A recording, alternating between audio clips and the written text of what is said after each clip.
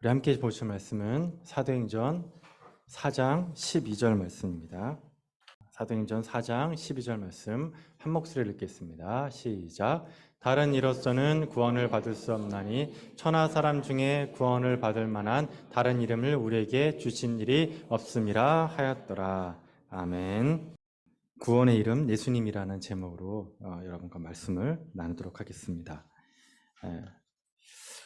살다 보면은 이유 없이 낙심되고 불안할 때가 있습니다. 밑도 끝도 없이 그냥 가만히 있는데 갑자기 불안해지고 그냥 마음이 낙심될 때가 있습니다. 그때가 언제냐면 바로 영적인 전쟁을 할 때라고 여러분이 생각을 하시면 좋습니다. 성경에서는 이 영적 싸움에 대해서 사도 바울이 특히 뭐라고 했냐면 우리가 싸울 것은 우리의 씨름은 혈과 육을 상대하는 것이 아니요 통치자들과 권세자들과 이 어둠의 세상 주관자들과 하늘에 있는 악한 영들을 상대함이라 그랬습니다. 그러니까 우리가 살아가는 거는 우리가 싸워야 될 것은 바로 이 하늘에 있는 악한 영들과의 상대함이다라는 겁니다. 미신적이다, 좀 이상하다, 절대 그렇지 않습니다, 여러분. 은혜가 있는 곳에 반드시 시험이 있습니다. 이거는 저뿐만 아니라 여러분 모두가 다 그렇게 알고 있을 겁니다. 은혜가 있으면 반드시 시험이 있습니다. 씨 뿌리는 자의 비유에 봐도 첫 번째 예수님이 그 씨를 뿌렸더니 그 씨를 새들이 다 가져가지 않습니까? 예수님이 그 새를 뭐라고 하셨습니까? 악한 자들이라 그러지 않았습니까? 그러니까 지금 여러분 여기 앉아 계실 때도 그냥 딴 생각을 하시거나 이제 집에 오늘 추우니까 빨리 가야겠다, 뭐 온천 생각하시고 뭐 그렇게 되면은 그냥 한 귀로 듣다가 이제 한 귀로 흘려가는 그런 예배가 될 겁니다. 그리고 또 이런 마음도 있습니다. 그 예배를 보러 오는 것과 드리는 것과 받는 게 있죠. 예배를 보는 게 있습니다. 예배를 보는 건 이제 구경하러 오는 겁니다. 근데 그런 분들이 간혹가다 있습니다. 제가 전에 있던 교회에서도 예배를 보러 오시는 분이 있었습니다. 뭐냐면 좀 사시는 분들이니까 운전기사가 모셔오는 거예요. 교인을. 그러면은 그 운전기사가 집에 그분을 이제 딱 모시고 교회에다가 보내드리고 그분은 이제 밖에서 담배 피고 계십니다. 예배 끝날 때까지. 그러니까 예배를 보러 오시는 거죠. 어쩌다 한 번씩 들어오긴 하는데 그냥 있다가 또 나가십니다. 보러 오는 경우. 또 은혜를 받기 위해서 오는 경우도 있습니다. 근데 받기보다 그 전에 해야 될 게 뭐냐면 드리는 겁니다. 제 설교가 좀 부족할 수도 있고 그다음에 졸음을 유발시키도 있습니다. 유발 또는 화나게 할 수도 있고 또는 왜 저러나 싶기도 할 겁니다. 그런데 거기에 초점을 두지 마시고 제가 드리는 설교 이 말씀 중에서 그나마 하나라도 건질 게 있을 겁니다. 여러분한테. 그러면 그걸 하나 잡으시기 바랍니다. 그리고 그걸 잡고 제가 하는 말이라고 생각하지 마시고 주님이 그 최종철 목사를 통해 말씀하신다라고 생각을 하고 그거를 가지고 가시면 하나님이 참 기뻐하십니다. 그게 예배를 드리는 겁니다. 그리고 오늘 여러분 진짜 추운 날 핸드폰으로 예배 드리지 않고 이 자리에 이렇게 오시지 않았습니까? 너무 감사한 일입니다. 사실 올 때 좀 걱정했습니다. 날 추워서 안 오실 텐데 또 오다가 미끄러지면 큰일 날 텐데 하여튼 여러 가지 생각을 했습니다. 그런데 여러분이 꾸역꾸역 오시지 않았습니까? 정말 감사한 일입니다. 그러니까 이게 드리는 거잖아요. 그렇죠? 여러분의 시간과 몸을 드리는 거잖아요. 하나님은 이걸 보고 보시는 거예요. 이거를. 너가 나한테 이렇게 시간과 몸을 드리는구나. 너무 감사한 일 거예요. 그러면 그 드림에 있어서 받는 것이 있다라는 거죠. 자, 그래서 우리는 이런 영적 전쟁의 마음을 가지고 살아야 되는데 이 갑자기 내 마음이 낙심되고 불안할 때 여러분들이 두 가지를 꼭 기억하십시오.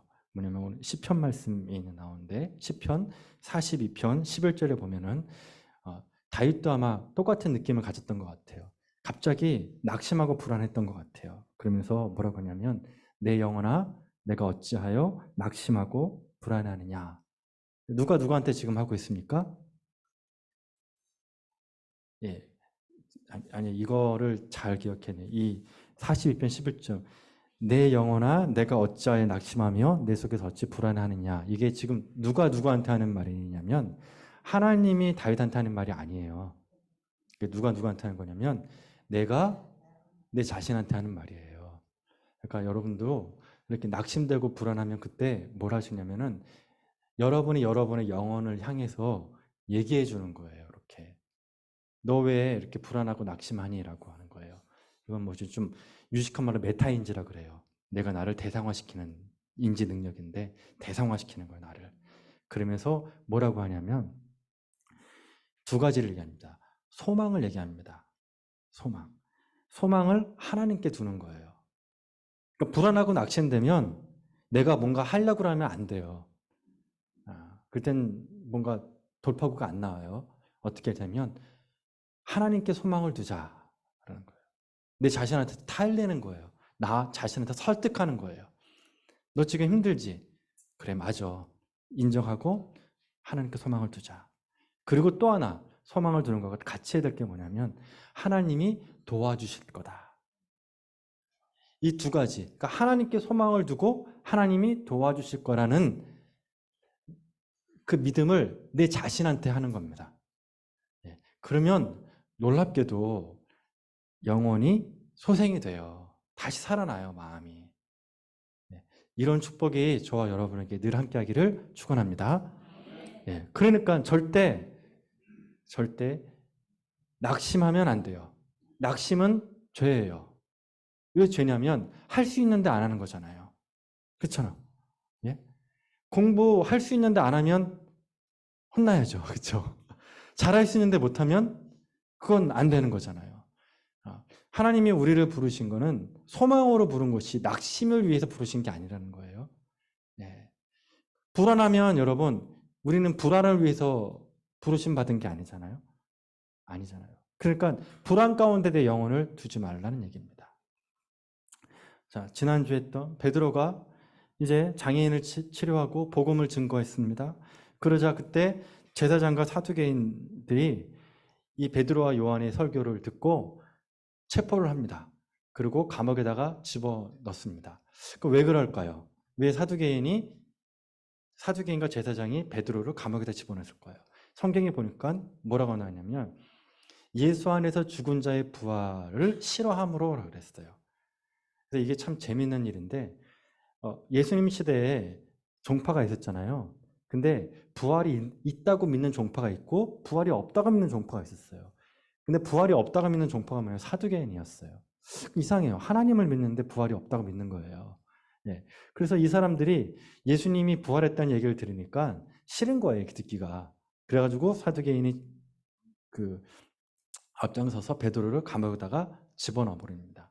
근데 거기는 또 제사장들이 있어야 되겠죠. 제사장들이 쪼르르 가가지고 누구한테 가냐면 안나스라는 사람한테 갑니다. 성경에 안 나와 있습니다. 근데 100% 갑니다. 왜냐면 안나스와 가야바가 당시에 대제사장이었기 때문에 그래요. 그럼 제가 왜 안나스와 가야바 얘기를 하냐면 이 사람을 알아야지만 이 뒤에 있는 사도행전의 이야기가 쭉 풀리기 때문에 그렇습니다. 이 안나스라는 사람이 어떤 사람이냐면 일단은 대제사장이에요. 근데 뭐에 심취해 있는 사람이냐면 영향력에 심취해 있어요. 영향력. 다른 말로 하면 이제 권력이죠. 그러니까 나의 영향력이 조금이라도 스크래치가 나면 참지를 못하는 사람이에요. 너무너무 힘들어하는 사람이에요. 예수님이 6살 때 이 사람이 대제사장이 됩니다. 그런데 이 안나스라는 사람한테는 5명의 아들이 있었거든요. 근데 자기가 이제 대제사장을 돌아가면서 해야 돼요. 근데 이 사람이 자기가 은퇴할 때 뭘 하냐면은 자기 첫째 아들한테 대제사장 자리를 물려줘요. 그리고 둘째 아들도 물려줘요. 아까 몇 명 있다 그랬죠? 5명. 그 5명한테 다 물려줘요. 계속. 순서대로. 첫째부터 다섯째까지. 근데 딱 한 번 예외가 있었습니다. 대제사장의 예외가. 그게 누구냐면은 안나스의 사위 가야바였어요. 그러니까 자기 사위한테 있죠. 자기 사위와 자식한테 물려줬는데 몇 년 동안 그래서 마쿠에서 영향력을 해석하면 총 57년입니다. 예. 그러니까 총 57년을 대제사장으로서 예루살렘의 영향력을 막강하게 행사했던 사람이었어요. 이 사람 입장에서는 예수님이 너무 싫었던 거예요. 왜냐하면 예수님이 제자들을 모으고 자꾸 영향력이 확대되니까 이게 싫은 거예요. 그래서 예수님을 잡아가지고 신문해서 빌라도한테 넘겨주죠. 그랬더니 빌라도가 뭐라고 합니까? 에이, 풀어줍시다 이거. 죽을 만큼의 죄는 아닌 것 같습니다. 그랬더니 이 안나스와 가야바가 뭐라고 합니까? 빚값을 우리한테 돌려라. 그래서 사람들을 선동해서 예수님을 죽음에 이르게 하죠. 근데 문제가 뭐냐면 바로 제사장 베드로가 설교를 했을 때 당시에 5천 명이 예수님을 믿지 않습니까? 5천 명이면 지난주에 했죠? 예루살렘 인구가 3만 명이죠. 근데 3만 명에 5천 명이면 6분의 1이란 말이에요. 그러니까 6분의 1이 안나스와 가야바의 영향력에서 벗어나기 시작하는 거예요. 그러니까 또 이제 이 사람들이 또 열받는 거예요. 가만두면 안 된다. 그래서 이 사람들이 산헤드린 공회를 열어요. 그런데 성경에 보니까 거기에 뭐라고 나오냐면 제사장들의 가문 사람들까지 싹 다 불렀다 그랬어요. 산헤드린 공회는 70명으로 시작해요. 이게 언제 시작했냐면 모세가 재판을 하는데 아침부터 저녁까지 하루 종일 재판하니까 너무너무 힘든 거예요. 그랬더니 그 사위가 그 사돈 어른께서 오셔가지고 그래 놓으면 죽는다. 그래서 지혜를 주죠. 혼자 하지 말고 같이 하라고. 그래서 백성들 중에서 뽑습니다. 제표를. 그게 뭐냐면 70명이에요. 그게 바로 산헤드린 공회의 시작이었어요. 네. 자, 그래서 다 모여가지고 100명 정도를 모아놓습니다. 자, 그때 베드로가 어디에 있었다 그랬죠? 감옥에 있었다 그랬어요. 자, 근데 이제 베드로는 너무너무 이제 고통스러운 거예요. 좌절되고 낙심이 되는 거예요. 불안한 거예요. 왜냐하면 산헤드린 공회라는 거는 베드로가 듣기만 해도 너무너무 스트레스 받는 곳이에요. 왜 그러냐? 본인이 예수님을 부인했던 곳이 바로 그 자리거든요. 예수님을 3번 모른다고 부인했잖아요. 근데 거기에 또 가야 되는 거예요. 여러분도 혹시 그런 경우 있지 않습니까? 내가 수치당하고 실수당하고 너무 괴로웠던 데를 또 가야 되는 그런 경험이 있습니까? 보통 일이 아니에요. 여러분 혹시 제대하신 분들은 군대 제대하신 분 다시 군대 찾아가신 분 있으세요? 그런 분은 없을 거예요. 그쪽 방향으로도 별로 가고 싶지 않으실 거란 말이에요. 예, 그런 느낌이에요. 근데 그거보다 더 심하겠죠. 그러니까 트라우마가 있는 그런 곳이었어요. 저도 옛날에 그 교통사고 났는데 그 장소를 지날 때마다 온몸이 다 반응을 하더라고요. 너무 섬찟하고 기분이 안 좋아요. 그러니까 베드로에게 있어서는 지금 감옥에 있는데 그 다음날 산헤드린 공회를 간다는 건 너무 괴로운 일이에요. 그래서 아마 겁나게 기도했을 거예요. 주님, 제가 내일 그 재판 장소에 또 가야 됩니다. 너무너무 제가 낙심되고 괴롭습니다. 주여, 제가 어떻게 해야 됩니까? 아마 우선 회개부터 했을 거예요. 다시 옛날 생각이 나면서 막 눈물 콧물 빼면서 회개하고 또 이렇게 했을 거예요. 주님, 제가 이번에도 가가지고 또 주님 모른다고 부인하면 어떡하죠? 도와주세요라고 계속 기도했을 거예요. 근데 어때요? 아까 그랬죠. 소망에 대한 생각을 하라 그랬잖아요. 근데 이전에 베드로와 조금 다른 건 뭐냐면 참 감사하게도 베드로는 이전에 베드로 산헤드린 공회에 갔을 때 처음에 베드로와 예수님의 부활을 경험한 베드로는 조금 달라졌어요. 왜 그렇죠? 부활하신 예수님을 봤잖아요. 그러니까 베드로의 마음속에는 어떤 소망이냐면 죽음이 끝이 아니구나. 이걸 알아요. 이거를. 인생 중에서 가장 큰 두려움이 죽음이지 않습니까? 근데 그 죽음을 이길 수 있는 팩트가 뭐예요? 죽음이 끝이 아니라는 거예요. 그걸 예수님이 40일 동안 베드로와 같이 있으면서 가르쳐준 거예요. 그런데도 불구하고 베드로는 마음이 불안했을 거예요. 왜 그러냐면 본인도 알아요. 예수님이 그랬거든요. 너희들 이거 다 배신할 거야. 그랬더니 베드로가 뭐래요? 다른 사람은 다 그럴지라도 절대 나는 안 할 겁니다. 호언장담했잖아요. 근데 어때요? 배신했잖아요. 그러니까 본인도 알아요. 내가 죽음이 끝나면 죽음이 끝이 아니까 부활이 있다는 걸 알면서도 혹시라도 자기가 실수해서 예수님을 모른다고 두려워서 그러면 어떻게 될까? 기도했을 거라고요. 그렇게 그 다음날 아침이 돼서 산헤드린 공회가 열립니다. 이제 베드로가 갔더니 안나스와 가야바가 안 그래도 사람들을 떼거지로 모아놓고 삥 둘러쌉니다. 100명 이상 모였을 거예요. 그 가운데 누가 이미 와 있었냐면은 이미 치유받은 사람 있죠. 장애인의 치유받으신 분이 딱 거기 서 있었어요. 그리고 거기에 베드로와 요한이 가운데 같이 딱 씁니다. 자, 기도하는 마음으로 딱 쓴 거예요. 사람들은 이제 도끼 눈을 딱 뜨고 이제 신문을 하려고 합니다. 근데 베드로는 너무 감사했을 거예요. 왜 그러냐면 그 자리가 어떤 자리냐면 예수님이 신문 받았던 자리였거든요. 예수님이 거기서 신문 받으면서 너가 성전을 부수고 3일 만에 다시 세우는 자냐? 그러면서 또 하나님의 자녀냐? 아들이냐? 막 그러면서 막 신문 받고 그 주변의 사람들 어떻게 했어요? 예수님을 뺨을 때리고 침 뱉고 모욕했던 장소였단 말이에요. 그 자리에 지금 베드로가 딱 서 있는 거예요. 떨리는 마음과 영광스러운 마음이 교차하고 있었을 거예요. 그러고 있을 때 기도하는 마음으로 딱 섰을 때 그때 놀라운 일이 벌어져요. 어떤 거냐면 베드로가 감옥에서 기도했다 그랬죠. 그러니까 하나님이 베드로의 기도를 들으셨어요. 그 마음을 아신 거예요. 여러분도 인생 살다가 이런 절대절명의 위기, 정말 어려운 관계 딱 섰을 때 그러면 기도하잖아요. 그러면 결정적인 순간에 주님이 도와주세요. 도와주신단 말이에요. 우리가 그 믿음이 없으면 기도할 수가 있겠습니까? 없겠습니까? 없는 거예요.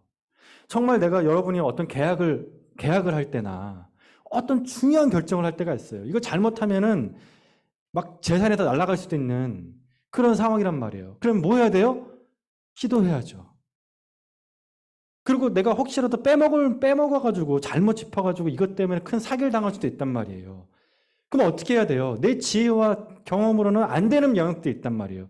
그때 기도해야 돼요. 그럼 놀랍게도 하나님이 그때 내가 생각하지도 못했던 말을 하게끔 하세요. 짚어주신단 말이에요. 지금 베드로가 밤새도록 그렇게 기도를 했기 때문에 잠 못 자고 기도했을 거예요. 분명히. 기도했기 때문에 그 결정적인 순간에 딱 왔을 때 그때 어떤 일은 성령이 임하세요. 그 말씀에 보니까 베드로가 이때 대답을 하는데 성령이 충만하여 말했다 그래요. 성령이 충만하여 말했다고. 그러니까 위기의 순간에 하나님은 기도하는 자를 지켜주신다. 믿으십니까? 우리가 이 믿음으로 삽시다. 자, 그 사람들이 100명에 모였던 사람들이 뭐라고 질문하냐면 무슨 권세와 누구의 이름으로 이런 일을 했냐 그래요. 자, 두 가지 단어죠. 권세와 이름이죠. 이거 나눠서 얘기한 거예요. 어떤 권세, 파워로, 어떤 힘으로 했냐 그겁니다. 그다음 누구의 이름으로 이런 일을 했냐라고 얘기를 합니다. 자, 그때 베드로가 성령이 충만해서 대답을 하는데 놀랍게도 여러분 아까 이 자리가 어떤 자리죠? 말 한마디 잘못하면 죽는 자리죠. 그렇죠? 그 다음 베드로가 트라우마가 있는 곳이에요. 예수님 부인했던 자리예요. 그 다음 예수님이 사형 선고를 받았던 넌 안 된다. 넌 죽어야겠다라고 사형 선고를 받았던 자리였어요. 두렵고 떨리는 자리죠. 근데 베드로가 뭐라고 얘기합니까? 거기 이제 앞절에 보면 뭐라고 하냐면 너희가 십자가에 못 박고라는 말을 했어요. 너희가 십자가에 못 박고 그리고 하나님이 죽은 자에게 살리신 너희가 십자가에 못 박고 하나님이 죽은 자 가운데서 살리신 나사렛 예수 그리스도께서라고 그래요. 그냥 나사렛 예수 그리스도라고 말해도 돼요, 사실은. 그렇죠? 그런데 그 앞에 뭐라고 하냐면 너희가 십자가에 죽였던이라고 아주 비수 같은 말을 딱 해버려요. 자, 이게 겁쟁이 베드로의 모습 아니죠? 너무 당당하지 않습니까? 거기 앉아있는 그 100명 넘는 사람들을 보면서 눈을 똑바로 보면서 너희가 십자가에서 죽인 이라고 딱 얘기를 해버리는 거예요. 너희가 죽인 그 사람이다 라고. 오히려 자기가 지금 죽음의 위기에 있는데 그거를 역으로 얘기하는 거예요. 너희가 죽인 그 예수님. 그런데 그 죽인 예수님을 어떻게 했다고요?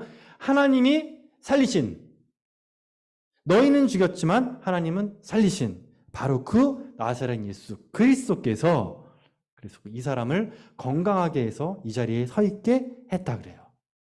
그러면서 아마 옆에 있는 그 사람의 손을 가리키면서 그 나사렛 예수께서 이 사람을 이렇게 건강하게 해서 이렇게 설 수 있게 하셨다라고 얘기를 하는 겁니다. 자, 그러고 말해서 자, 그러니까 그랬죠. 권세와 이름이라 그랬잖아요. 근데 지금 사도 베드로의 얘기는 뭐죠? 권세와 이름을 나눠서 얘기했습니까? 하나로 얘기했습니까? 하나로 얘기했단 말이에요. 권세와 이름이 하나예요. 그러니까 예수의 이름이 능력이 있는 거다. 예수의 이름에 뭐가 있다고요, 여러분? 능력이 있는 거예요. 그러니까 우리가 이유 없이 낙심되고 불안할 때 어떤 소망을 뒀냐면 예수의 이름에 소망을 둬야 되는 거예요. 이게 어떤 느낌이냐면 이런 겁니다, 여러분. 옛날에는 왕이 신하한테 지방에 있는 영주한테 명령을 내릴 때 왕이 직접 찾아가지 않죠. 근데 왕이 직접 찾아가지 않는데 신하가 가가지고 딱 이걸 딱 펴놓고 나서 저 영주한테 딱 이러면은 영주가 어떻게 합니까? 뻣뻣하게 서 있습니까? 아니죠. 벌떡 엎져가지고 무릎을 딱 꿇고 전하 그러면서 말씀하셔서 막 이러잖아요. 그 왜 그러냐면 그 문장 안에 뭐가 찍혀 있죠? 옥새가 찍혀 있기 때문에 그래요. 왕의 이름이 그 문장에 도장으로 딱 찍혀 있기 때문에 그런 거예요. 왜? 그 이름에 능력이 있으니까 그런 거예요. 그 이름에. 마찬가지로 여러분, 예수님이 가셨잖아요. 하늘 위로 올라가셨잖아요. 하나님 우편에 계시잖아요. 그래서 지금 우리와 함께 육체로 있진 않단 말이에요. 근데 주님께서 우리에게 뭘 주고 가냐면 옥새를 주고 가신 거예요. 옥새를. 몇 개를 주셨을까요? 믿는 자에게 하나씩 주셨어요. 그러니까 여러분은 뭐가 있냐면 예수님의 이름이라는 옥새를 가지고 있는 거예요. 여러분이 알든 모르든 여러분이 기도할 때 누구 이름으로 기도하죠? 그렇죠. 그러니까 여러분이 기도할 때마다 그걸 옥새를 거기다 찍는 거예요. 왜? 그렇게 해야지만 그 기도가 하나님께 올라가기 때문에 그렇다는 거예요. 그러니까 여러분 우리가 힘들고 어렵고 좌절 가운데 있을 때 뭘 쓰면 된다고요? 예수님의 이름. 예수님의 이름이에요. 그러면 그 예수님의 이름 그 자체가 바로 예수님의 권능이 그 이름 안에 담겨 있어서 그 효과를 낸다는 얘기입니다. 믿으십니까? 네. 자, 이렇게 해서 예수의 이름에 대해서 권세와 이름에 대해서 설명을 하고 그 다음에 어떤 얘기를 하냐면 오늘 본 말씀입니다. 다른 이로서는 구원을 받을 수 없나니 천하 사람 중에 구원을 받을 만한 다른 이름을 우리에게 주신 일이 없습니다. 그랬어요. 자, 이 말씀을 보면 우리가 어떤 생각이 드냐면 너무 기독교는 개신교는 독단적이다라는 생각을 하게 됩니다. 왜 너희만 구원이 있고 다른 종교는 구원이 없냐? 이렇게 이제 비판하는 분이 있고 사실 이것 때문에 오히려 예수님을 믿지 않는 분 죄송합니다. 이것 때문에 예수님을 믿지 않는 분들도 있어요. 여러분 예수님 외에는 구원이 있습니까? 없습니까? 없어요. 그래서 요거 여러분 아주 사단이 또는 이단들이 자주 쓰는 방법인데요. 뭐냐면은 이 독단성을 빼려고 뭐라고 하냐면 하나님이 구원이라고 얘기를 하는 사람들이 있어요. 여러분 하나님의 구원 맞습니까? 틀립니까? 맞죠. 제가 또 이단 얘기하니까 아무 말도 안 하시는 것 봐. 예, 하나님이 우리에게 구원을 주시죠. 그쵸? 그런데 그 말에는 함정이 또 있어요. 왜냐하면 여기서 말하는 하나님이 하느님도 될 수도 있고 알라가 될 수도 있고 본인들이 하나님이라고 믿는 그 하나님이 될 수도 있다 이렇게 나가는 거예요. 그래서 구원론을 어떻게 얘기하냐면 구원론을 하나님 안에서 구원론을 얘기하는 경우예요. 하나님 안에서. 그러니까 종교 통합을 이룰 때 그래서 삼위일체 하나님 중에서 종교 통합을 이룰 때 쓰는 분이 누구냐면 성부 하나님이에요. 왜? 하나님의 이름으로 우리는 다 구원받을 수 있다. 근데 그 하나님은 다 다르겠죠. 종교마다. 그런데 우리가 그래서 이거를 그 함정에 안 빠지려면 어떻게 되냐면 오직 뭐라고요? 예수님이에요. 그러면 이렇게 하면 더 이상 빠져나갈 구멍이 없어요. 구원론이 명확해져요. 그러면 왜 예수뿐이냐라는 거예요. 왜? 그 이유는 이겁니다. 여러분, 나를 낳아주신 아빠는 한 사람입니까? 두 사람입니까? 만약에 여러분이 나를 낳아준 아빠는 한 10명 돼. 이러면 어떤 일이 벌어질까요? 이상한 상상을 하게 됩니다. 그렇죠? 그러면 안 되겠죠. 나를 낳아주신 분은 딱 한 명이에요. 즉 뭐냐면 내 영혼의 아버지도 딱 한 분이에요. 내 영혼의 구원자도 딱 한 명인 거예요. 여러분이 만약에 배우자를 한 명을 우리 전 세계 인구 중에서 내가 배우자를 선택하는 순간 어떤 일이 벌어집니까? 남은 여자들은 이제 내 배우자가 아닌 거예요. 그렇죠? 예. 그래서 아마 선택을 잘 못하시는 분들이 있는 것 같은데 만민의 연인 그거 안 되죠. 내가 누군가를 선택했다는 거는 다른 나머지를 내가 포기하겠다는 뜻이에요. 그래서 뭔가를 하나 믿는다는 것은 다른 것들에 대한 포기를 담고 있는 거예요. 우리가 독단적일 수밖에 없는 것은 우리의 영혼의 아버지는 예수 그리스도 한 분이시고 그렇기 때문에 다른 종교는 구원이 없는 거예요. 예. 이 믿음을 우리가 갖고 있어야 되는 거예요. 자, 이렇게 구원에 대해서 얘기했을 때, 이제 결론적으로 갈게요. 이 구원에 대해서 우리가 어떻게 생각하냐. 예를 들어 여러분이 안 믿는 사람한테, 구원 받으세요 라고 얘기하면 그 사람이, 나 구원 필요 없는데요? 이렇게 얘기할 수 있죠. 그리고 또 여러분이 누군가에게 구원 받으세요 라고 얘기할 때, 여러분이 구원이 뭔지에 대한 거를 모르면 어떻게 될까요? 서로 뻘쭘해지는 상황이 벌어져요. 듣는 사람도 난 구원 필요 없는데 왜 저러지? 말하는 사람도 구원 받으세요라고 하겠지만 그 구원이 뭘까라고 생각할 수 있단 말이죠. 자, 그래서 이 구원에 대한 거를 정리하면 이겁니다. 시간이 많이 없는 관계로 요거를 핵심만 얘기할게요. 구원의 틀이라고 말씀드릴게요. 구원은 그 두 가지 요소가 있는데 하나는 벗어남과 하나는 쓰임이라는 게 있어요. 벗어남과 쓰임이에요. 그러니까 구원은 벗어남이에요. 예를 들어서 로마서는 구원에 대한 얘기잖아요. 복음. 어떻게 구원받는지. 그렇죠? 근데 로마서의 다른 이름은 자유론이에요. 자유. 뭔가에 벗어나는 자유예요.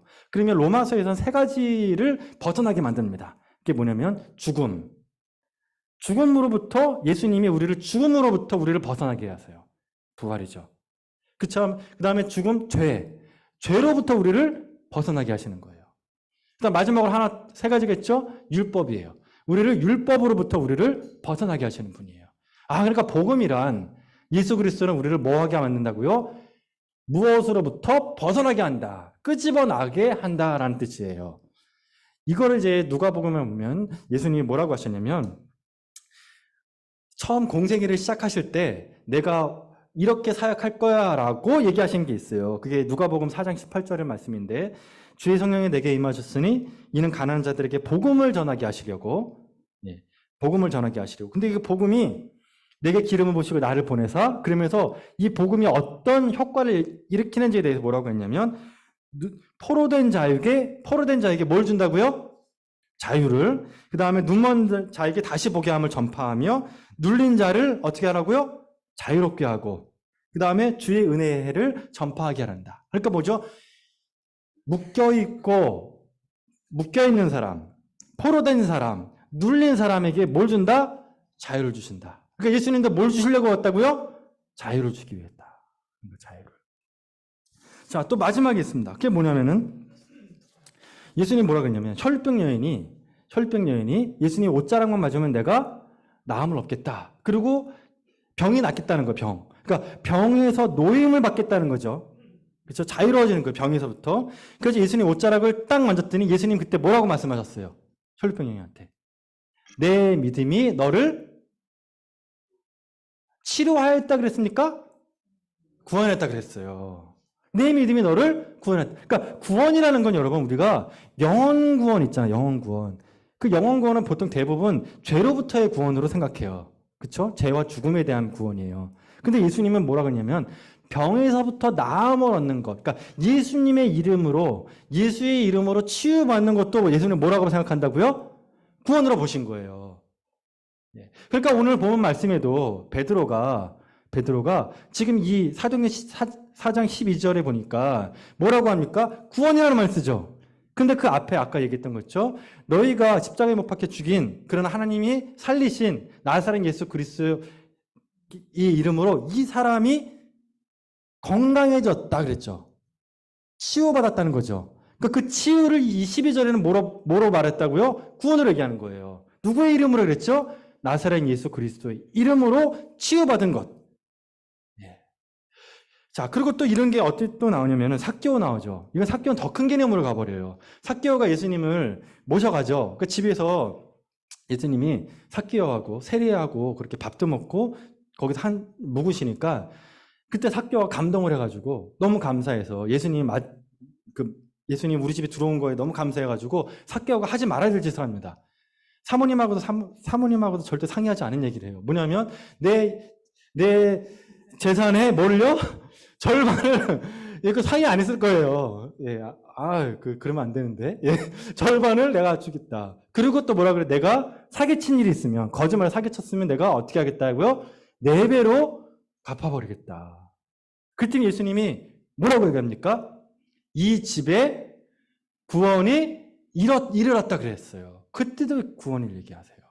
그러니까 여러분이 이 구원을 영원 구원으로만 딱 좁혀서 해버리면요. 그게 성경이 되게 좁아 보여요. 넓혀야 돼요. 어떻게 해야 되냐면은 예수님은 우리의 삶 전체를 다 구원하게 해요. 그걸 전인적 구원이라 그래요. 전인적 구원. 여러분의 삶 전체를 다 하나님께서는 건져내시길 원한다. 여러분이 인생을 살 때 두렵고 떨리는 마음으로 어떡하냐 걱정과 근심 속에 있으면 주님께서 그걸 가만두고 있지 않는다는 거예요. 그것으로부터 여러분을 건져내기를 원하신다는 거예요. 믿으십니까? 그러니까 여러분이 가만히 있으면 안 돼요. 그런 상황에서. 그런 상황에서. 벗어나야 돼요. 자꾸. 어둠에서 우리를 벗어나게 만들어야 돼요. 누구의 이름으로요? 예수의 이름으로. 그럼 예수님이 왜? 구원하시는 분이니까. 그게 모세한테도 연결돼요. 구약에서도. 보세요. 구약에 보면 이스라엘 백성들이 애굽에서 종노릇하고 있죠. 그렇죠? 그 종노릇한 것을 꺼내오시죠. 건져내죠. 벗어나게 했죠. 그걸 뭐라고 해서 구약에선? 구원이라고 얘기한단 말이에요. 묶임에서. 그러니까 여러분 예수의 이름으로, 예수님의 이름으로 귀신이 쫓겨나면 그걸 뭐라고 불러야 돼요? 이제 구원받은 거예요. 여러분의 이런 구원의 소식이 여러분과 여러분 가정에 가득하기를 축원합니다.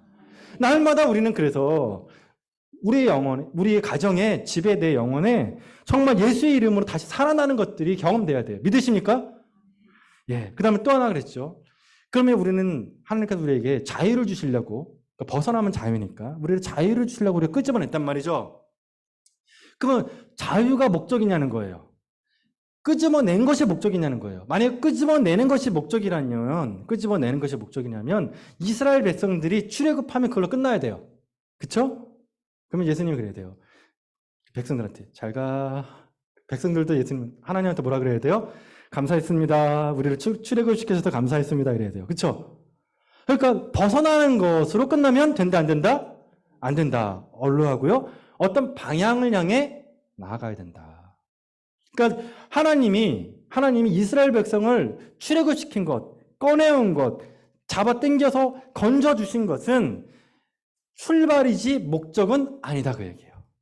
그러니까 구원에서 자유를 주신 것은 출발점이다. 무슨 점이라고요? 출발점이에요. 지향점이 아니에요. 무엇을 향해 가는 거예요. 이스라엘 백성들은 이제 노예여서 자유의 신분이 됐죠? 이제 약속의 땅으로 들어가는 거예요. 마찬가지로 우리에게는 뭐가 있어야 되냐면 이거를 현대적 의미로 바꾸면 한번 따라하겠습니다. 쓰임이에요. 쓰임. 이거를 약간 조금 더 어려운 말로 하면 뭐냐면 삶의 의미와 목적이에요. 뭐라고요? 삶의 의미와 목적이에요. 뭐냐면 내가 예수 그리스도의 이름으로 내가 무엇으로부터 내가 건짐을 받았다면 이제 내가 해야 될 건 뭐죠? 내 삶의 의미와 목적을 예수 그리스도께 두는 거예요. 내가 쓰임 받는 거예요. 그래서 그럼 내가 쓰임 받을 때 뭐냐면 그 의미와 목적이 뭐냐면 의미와 목적이 이제 이거를 이제 신학자들이 연구를 많이 했어요. 이 쓰임 받는 것, 그다음에 하나님 그 쓰임 받는 것, 그다음에 인생의 의미와 목적이 뭘까? 이거 가지고 아주 고민을 많이 했어요. 그래서 한 문장으로 만들었습니다. 그게 웨스트민스터 신앙고백인데 누적된 그 신학 체계 중에 하나예요. 그게 인간의 제일 목적이 뭐냐라는 거였어요. 인간의 제일 목적. 여러분은 하나님께서 이거는 저와 여러분과 상관없이 구원받은 자에게 모든 사람한테 해당되는 말이에요. 그게 뭘까를 고민한 거예요. 인간의 제일 목적. 그게 뭐냐면 하나님을 영화롭게 하고 그분을 영원히 즐거워하는 거예요. 조금 쉽게 얘기하면 하나님께 영광 돌리는 거예요. 그리고 그분을 즐거워한다는 말이 너무 힘들죠? 뭐냐면 그분 때문에 행복한 거예요. 다시 인간의 제일 목적이 뭐라고요? 하나님을 영화롭게 너무 어렵잖아요. 영광 돌리고 쉽게 말해요. 자, 하나님께 뭐라고요? 영광 돌리고 그 다음에 또 두 번째 뭐라고요? 그분 때문에 행복하고. 그러니까 이 세상에서 기뻤던 것들 있죠. 이 세상에서 행복했고 기뻤던 것들이 안 기뻐져야 돼. 이해되세요? 참, 그게 좋은데, 난, 이거 하고, 뭐, 이렇게 하고, 이게 좋은데, 재미가 없어져요. 그러면 그 사람은 구원 받은 사람이 안 받은 사람이요? 구원 받은 사람이라고요, 그런 사람이. 체질이 바뀐다니까요. 옛날에 즐겼던 것들이 싫어지기 시작하는 거예요. 친구들하고 만나가지고 욕하고 정치기하고 미워하고 돈 얘기했던 게 이제 재미가 없어. 재미가 없어. 뭐의 재미가 느껴지냐면 주님과 동행하고 은혜 얘기하는 것이 기뻐요. 그런 사람을 뭐라고 한다고요? 구원받은 자라고 얘기하는 거예요. 왜? 그 사람의 가치관이 변했죠. 삶의 의미가 변했죠. 목적이 바뀌는 거라고요. 내가 하나님께 영광 돌리는 것을 내 삶의 목적으로 사는 거예요. 말씀을 마칠게요. 아까 안나스라가 있죠. 안나스가 어땠어요? 57년 동안 예루살렘의 독재자처럼 대제장인데 그 사람이 57년 동안 정말 막후에서 영향력을 행사했다고요. 그런데 왜 안나스와 사두개인은 예수님을 봤음에도 예수님과 얘기를 하고 예수님이 기적을 봤음에도 왜 예수님을 못 믿었을까요? 왜냐하면 그의 삶의 의미와 목적은 영향력이었거든요. 나 자신을 위해 사는 거거든요. 삶의 의미와 목적이 있기 때문에 누가 안 보였다고요? 진리이신 예수님이 안 보이는 거예요. 말씀을 마치겠습니다. 하여튼 이것 때문에 제가 엄청 고민을 했습니다. 이걸 제가 어떻게 설명을 드려야 되나. 정말 근데 여러분이 이렇게 끄떡끄떡 해주셔서 너무 감사해요. 우리를 하나님이 불러주신 이유는 두 가지라고 했죠. 몸으로부터 벗어나는 것이죠. 그러니까 여러분이 일주일 살아가실 때 자꾸 그 어둠 쪽으로 가면 어떻게 하라고요? 예수님의 이름으로 벗어나야 돼요. 예수님 일어나야 돼요. 다시. 자, 그러고 나서 어떻게 해야 된다고요? 내 삶의 의미와 목적을 다시 예수님께로 가야 돼요. 쓰임 받는 거예요. 내 일평 소원 이것뿐 주의 일 하다가 가는 거예요. 여러분, 그게 여러분의 소망 되시기를 축원합니다. 정말 내가 간절히 바라는 거는 여러분의 인생 말년의 꿈이 TV 앞에 소파가 되지 않기를 축원해요. 그거는 우리의 성경에서 그걸 뭐라 그러냐 우상숭배라고 해요. 자, 십계명을 보면 10개 중에서 4개는 뭐죠? 하나님과 관련된 거죠. 그렇죠? 근데 우리는 생각할 때 자꾸 윤리적인 것만 생각해요. 착한 것. 근데 십계명에서 죄를 4개는 하나님과 관련된 거라 그래요. 그게 뭐냐면 하나님께 영광 돌리지 않고 하나님 뜻대로 살지 않고 나의 영광과 내가 만들어 놓은 의미와 삶의 목적으로 사는 것을 우상숭배라고 하는 거예요. 현대판 우상숭배예요. 이거 버리셔야 돼요. 내가 어떻게 되냐면 내가 죽더라도 끝까지 주님을 위해 살리라. 내가 끝까지 주님께 뭐 받겠다고요? 쓰임 받겠다. 이 마음 있잖아요, 내가. 예. 쓰임 받겠다. 이 마음. 그래서 정말 주님께 가까이 가면 가까이 갈수록 이 열망은 더 커져요. 이 열망은. 여러분 안에 그런 은혜가 있기를 축원합니다.